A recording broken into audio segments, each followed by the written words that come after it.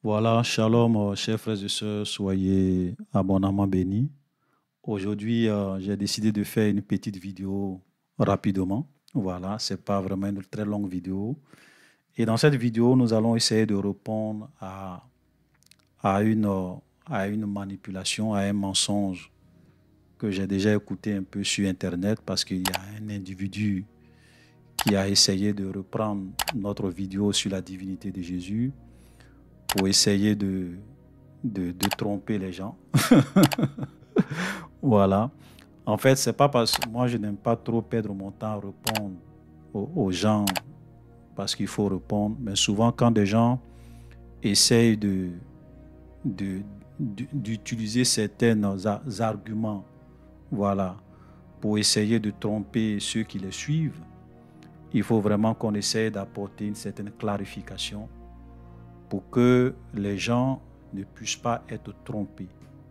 C'est ça. Mon objectif, c'est pas vraiment de faire du clash. C'est pas ça mon objectif. Mon objectif, c'est vraiment de clarifier les choses pour que tous ceux qui nous suivent, tous nos abonnés, tous nos frères et sœurs puissent connaître la vérité. Voilà. Pour que cette vérité-là qui va les affranchir. Parce qu'il y a beaucoup de confusion aujourd'hui. Il y a beaucoup de manipulation. Il y a beaucoup de personnes, on ne sait d'où ils viennent et quelle est leur intention. Ils sont là pour tromper les gens, pour égarer les gens. Et souvent, ils ont l'impression qu'ils défendent la vérité, mais ils ne savent pas ce qu'ils font. Voilà. Donc, je viens donc au travers de cette petite vidéo pour essayer de clarifier la traduction et l'explication d'un verset rapidement.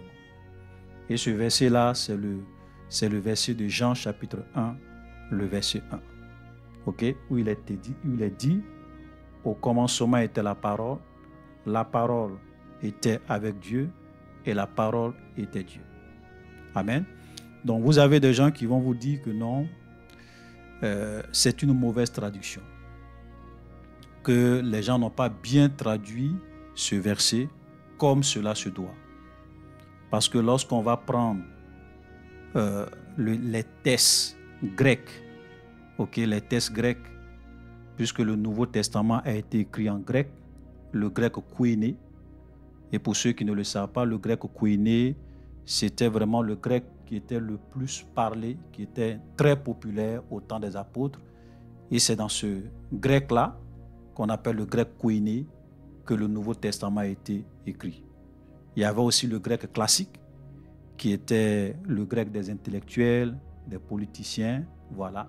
Mais le grec koiné était vraiment le grec qui était parlé par les paysans, par les femmes au foyer, par les artisans, voilà. Donc c'était ça qui était vraiment populaire. Et donc, c'est dans ce grec que le Nouveau Testament a été écrit.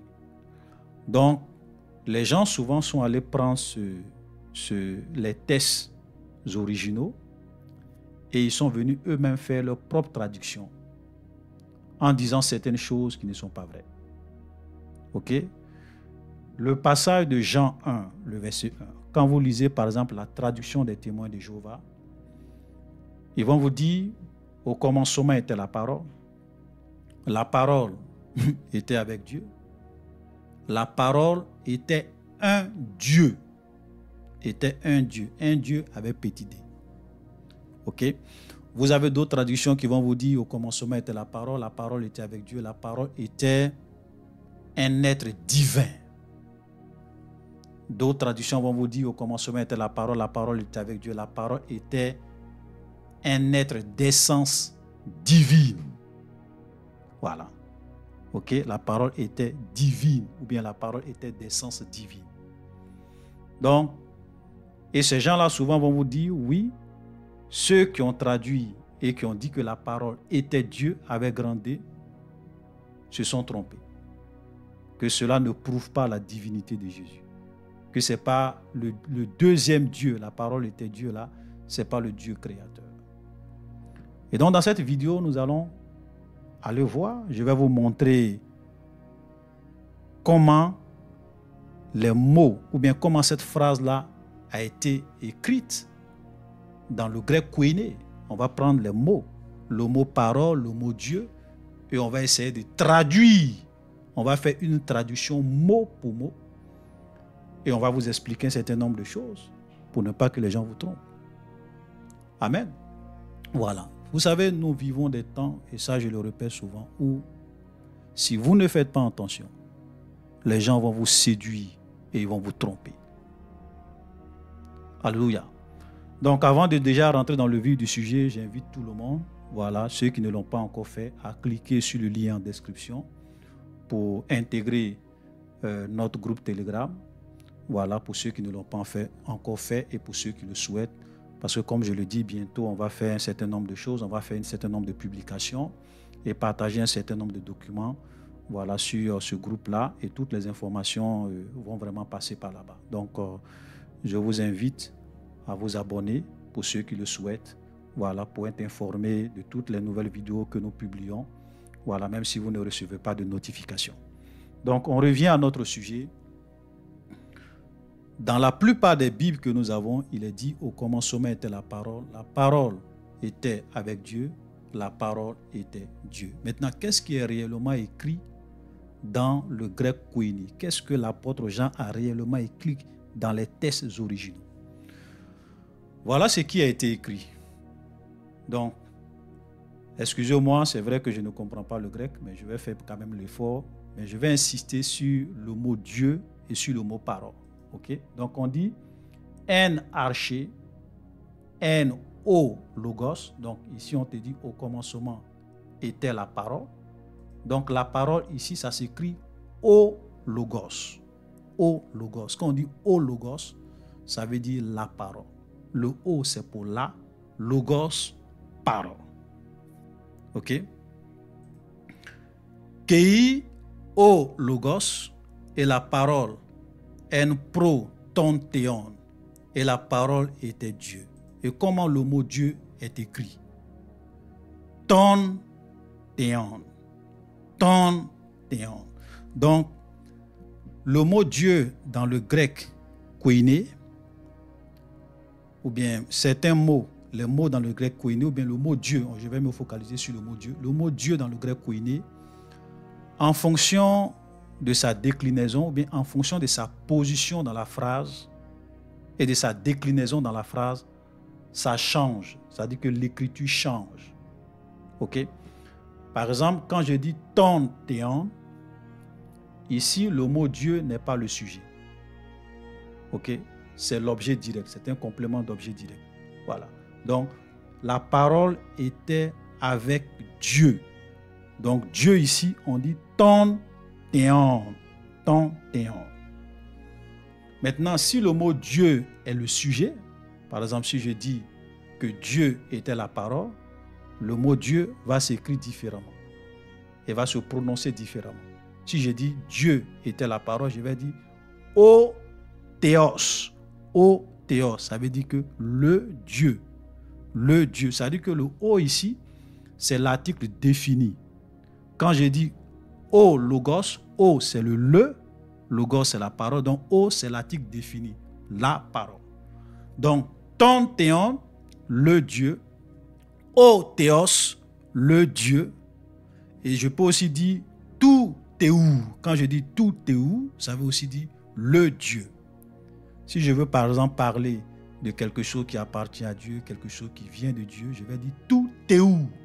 Le mot Dieu ici, je vais l'écrire tout théou dans le grec koiné. Donc je reprends parce que on a besoin de comprendre ces règles pour bien comprendre ce qui se passe dans Jean 1.1. Donc je répète, quand on dit au commencement était la parole était avec Dieu, le mot Dieu s'écrit ton théon. La parole était le Dieu. Ensuite, et Dieu était la parole.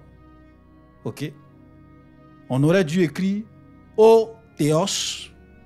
O Théos était O Logos. Donc, le Dieu était la parole. Mais qu'est-ce qui s'est passé? C'est que quand on prend les textes originaux, et c'est sur ça, c'est ce que les gens avancent souvent comme argument pour tromper les gens, c'est qu'au lieu de dire O Théos, les gens ont plutôt écrit Théos. Ils n'ont pas mis le O devant. Donc, ils n'ont pas mis l'article défini devant le mot Dieu. Ils ont mis O Théos. Comme vous pouvez le voir, ok, Kai, Théos, N-O, Logos. Voilà. Donc, si je veux traduire ce texte-là de façon littérale, écoutez-moi très bien, de façon littérale, mot pour mot, et être fidèle à ce qui était écrit, voilà la traduction, voilà comment on aurait pu traduire cela. Et ça, je pense que personne, tous ceux qui disent qu'ils sont des experts dans le grec, ils ne pourront pas nier cette traduction. Okay? La traduction littérale de ce verbe, c'est quoi? Au commencement était la parole. La parole était avec le Dieu. Et Dieu était la parole. Ça, c'est la traduction littérale. Au commencement était la parole. Et la parole était avec le Dieu. Et Dieu était la parole. Voilà la traduction fidèle, littérale, mot pour mot. Maintenant, je vous pose une question. Où c'est dit dans cette traduction littérale que la parole était un Dieu? Où c'est écrit? Où est le 1? Ça n'existe pas. Et donc, comme les gens disent qu'on n'a pas écrit et le Dieu était la parole, je tenais à préciser que dans le grec koiné, ce n'est pas la parole était Dieu, c'est plutôt Dieu était la parole. C'est comme cela que c'était écrit. Donc, au commencement était la parole était avec Dieu et Dieu était la parole. Voilà. OK? Donc, voici ce que les gens ont utilisé comme argument. Ils disent que, comme normalement, si on veut parler du Dieu créateur, on aurait pu écrire O Théos. Donc, au commencement était la parole était ton théon, et O Logos était la parole. Maintenant, comme on n'a pas mis O Logos, le Dieu, donc ça veut dire qu'ici, il y a une différence entre le premier Dieu et le deuxième Dieu. Oh boy, oh boy. Et donc, il y a d'autres qui disent, bon, comme il n'y a pas d'article défini, donc nous, on va maintenant traduire ça par un Dieu, ou bien nous, on va traduire ça par d'essence divine, nous, on va traduire ça par la parole était divine, etc., etc. Mais en réalité, en vérité, ce n'est pas vrai. C'est pas vrai. Ça dit que si vous voulez traduire un texte, soyez fidèle. Vous aurez pu dire, ce qui est écrit, c'est qu'au commencement était la parole était le Dieu, et Dieu était la parole. C'est d'ailleurs la raison pour laquelle que tous ceux qui connaissent et qui maîtrisent la langue grecque, ok, on traduit par ce que nous avons dans notre Bible. Et c'est correct lorsqu'il dit au commencement était la parole et la parole était avec Dieu et la parole était Dieu. C'est la bonne traduction. Vous savez pourquoi? Parce que dans le même livre de Jean, dans le même chapitre, ok, le mot théos a été aussi utilisé sans l'article défini, sans le O théos. Par exemple, Jean chapitre 1, le verset 18. Dans ce verset-là, où la Bible dit que personne n'a jamais vu Dieu. Le Fils unique qui est dans le sein du Père est celui qui l'a fait connaître. Le mot Dieu ici, là, le mot Dieu dans le verset 18, ils ont mis théos, simplement théos. Il n'y a pas d'article défini devant le théos. On n'a pas mis O théos, on a simplement dit théos. Et pourtant, dans la Bible des témoins de Jéhovah, ils n'ont pas mis, dans Jean chapitre 1, verset 18, ils n'ont pas mis personne n'a jamais vu un Dieu. Ils n'ont pas écrit ça. Ils ont dit personne n'a jamais vu Dieu. Donc la question qu'on leur pose, c'est que mais pourquoi vous faites du 2 poids 2 mesures? C'est-à-dire que vous prenez le même mot.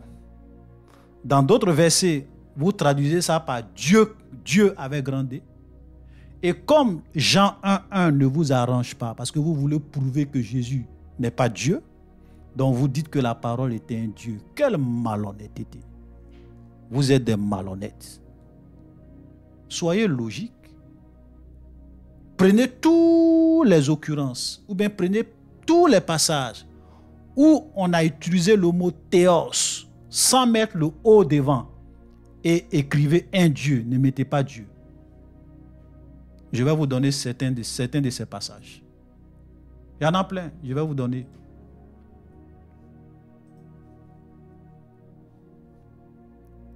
Par exemple, lorsqu'on prend Matthieu chapitre 6, le verset 24, c'est aussi le même mot théo, ok? Théo. Mais c'est vrai que théo, c'est la même chose. Mais ici, vous voyez que le mot théo ou bien théos, il n'y a pas d'article défini devant. C'est-à-dire que quand on dit nul ne peut servir deux maîtres, vous ne pouvez servir Dieu et maman. Ici, on a utilisé le mot Dieu, mais on n'a pas mis O théos ou bien O théo. Non! On a simplement mis théo. Mais dans leur Bible, lorsqu'ils traduisent, ils n'ont pas mis nul ne peut servir deux, mais vous ne pouvez servir un Dieu et maman. Ils ont mis Dieu avec grand D. Pourquoi vous faites du 2 poids, 2 mesures?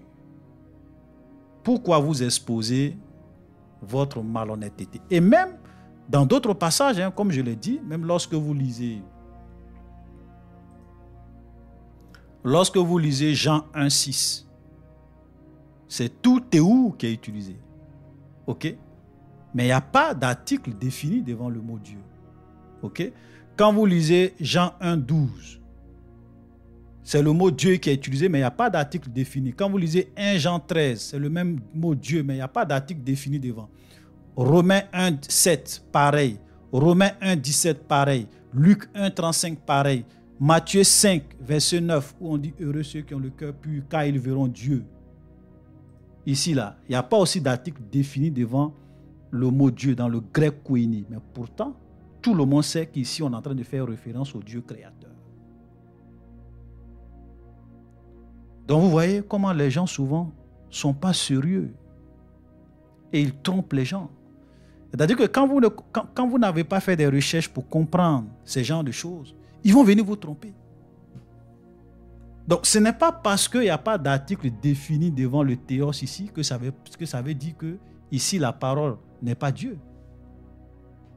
Au commencement était la parole. La parole était le Dieu. Et Dieu était la parole. Voilà comment c'est écrit de façon littérale. Pourquoi vous venez mentir et falsifier les choses? Et il y a plein d'autres passages, comme je l'ai cité, où on a utilisé le mot théos sans article défini. Mais vous n'avez pas mis un Dieu, ou bien vous n'avez pas mis d'essence divine, ou vous n'avez pas mis de nature divine. Non. Pourquoi ce 2 poids 2 mesures dans votre traduction? Ça prouve que vous n'êtes pas sérieux. Alléluia. Donc je voulais vraiment préciser cela. Et lorsque nous regardons ce verset, vous savez, souvent, la Bible, ce n'est pas un seul verset. La Bible, ce n'est pas un seul verset. Regardez le verset 2. Elle était au commencement avec Dieu. Ici, on parle de la parole. Toutes choses ont été faites par elle. Et rien de ce qui a été fait n'a été fait sans elle. En elle était la vie et la vie était la lumière des hommes. On dit toutes choses ont été faites par cette parole. Quand nous allons dans Genèse 1.1, qu'est-ce que la Bible dit? Au commencement, Dieu créa les cieux et la terre. Et on te dit qu'au commencement était la parole et toutes choses ont été faites par la parole. Et rien de ce qui a été fait, ou bien rien de ce qui a été créé, n'a été créé sans la parole. C'est-à-dire que c'est la parole qui a créé toutes choses. Donc quand on dit au commencement Dieu, la parole est donc Dieu. Puisque c'est Dieu qui a créé toutes choses au commencement. Et dans Jean 1.1, on dit que c'est la parole qui a créé toutes choses au commencement. Toutes choses ont été créées par elle. Au commencement était cette parole. Amen. Donc, chers frères et sœurs, je voulais insister là-dessus pour vous dire, ne vous laissez pas distraire par des gens qui viennent se jouer les experts en grec, qui viennent se jouer les experts en linguistique, pour dire non, quand on prend le grec koiné, voilà, dans lequel l'évangile de Jean a été écrit, ou bien le Nouveau Testament a été écrit, quand on va prendre les textes grecs, il y a l'article défini qui manque devant le théos. Donc cela veut dire que ici, ce n'est pas Dieu, c'est plutôt un Dieu, un petit Dieu. Mais si vous dites que la parole était un petit Dieu, ça veut dire qu'en réalité, au commencement, il y avait un grand Dieu et il y avait un petit Dieu. Donc il y avait plusieurs divinités au commencement. Donc quand la Bible dit, ou bien quand Dieu dit, je suis l'Éternel, en dehors de moi, il n'y a point de Dieu, en réalité c'est faux. On va dire à Dieu c'est faux, puisque au commencement, il y avait un petit Dieu qui était aux côtés de toi. Il y avait une divinité qui était en dehors de toi. Donc quand tu dis que tu es en dehors de toi, il n'y a pas de Dieu, c'est faux. Voilà, dans tous les passages qui disent qu'il n'existe qu'un seul Dieu, c'est faux, puisque la parole au commencement, c'est elle qui a tout créé. Donc si c'est elle qui a créé, la Bible dit toutes choses ont été créées par elle. Toutes choses. Et rien de ce qui a été fait n'a été fait sans elle. Donc ça veut dire quoi? Que la parole elle-même ne peut pas être une créature. Nous l'avons vu dans Colossiens chapitre 1, le verset 16, du verset 15 jusqu'au verset 19, où on dit que tout a été créé par Jésus, tout a été créé en Jésus, tout a été créé pour Jésus et tout subsiste en lui. Il est avant toute chose. Donc si Jésus est avant toute chose, il ne peut pas être une créature. Voilà. Et lorsque nous sommes en train de lire Apocalypse 5, le verset 11 à 14, on dit toutes les créatures adoraient celui qui est assis sur le trône et l'agneau. Toutes les créatures. Donc si Jésus lui-même est une créature, et qu'on dit toutes les créatures, donc ça veut dire que Jésus lui-même aussi, il devrait se prosterner et puis adorer. Mais c'est parce qu'il n'est pas une créature que toutes les créatures se prosternent pour l'adorer, lui et celui qui est assis sur le trône. Voilà. Amen. Donc nous croyons en un seul Dieu, en une seule divinité, en trois personnes distinctes. Et je suis en train de préparer une étude approfondie sur ce sujet. La notion du Père, du Fils et du Saint-Esprit. Et nous allons parcourir la Bible. De la Genèse jusqu'à l'Apocalypse, on va parler. Toutes les autres doctrines, on va aussi aborder ça. On va parler du modalisme ou bien du sabellianisme. On va parler de l'arianisme. On va parler du trithéisme. Voilà, la doctrine des Mormons, okay, qui croient en plusieurs dieux. Ok? On va parler de la Trinité. Et on va voir. Voilà, vous savez, moi, j'ai dit toujours, la vérité, elle doit être prêchée dans toute sa splendeur. Nous allons parler, nous allons parcourir la Bible. Parce que vous savez, ce n'est pas la peine de venir faire des affirmations qu'on ne peut pas prouver. Donc on va prouver pourquoi nous croyons en un seul Dieu, en trois personnes distinctes. On va expliquer. Voilà. Donc, chers frères et sœurs, comme je le disais, c'est une petite vidéo. Voilà. J'ai voulu vraiment faire ça pour clarifier encore une fois de plus les choses, pour ne pas que vous vous laissez distraire par les gens. OK? Voilà. Il y a trop de fausseté, trop de manipulation, trop de mensonges. Donc, faisons attention. La parole était bel et bien Dieu. Et ceux qui ont fait cette traduction-là, ce n'étaient pas quand même des gens, je vais dire, qui sont nés, qui se sont levés un bon matin comme ça, qui n'avaient aucune expertise et qui ne connaissaient rien du grec koiné pour venir traduire la Bible. Non. OK? Voilà. Si les gens sont venus et qu'ils ont traduit de cette manière, c'est parce que ils ont tenu compte de beaucoup de choses et ils ont fait la bonne traduction. Ce n'est pas des plaisantins. Amen. Donc, shalom, soyez bénis et à la prochaine.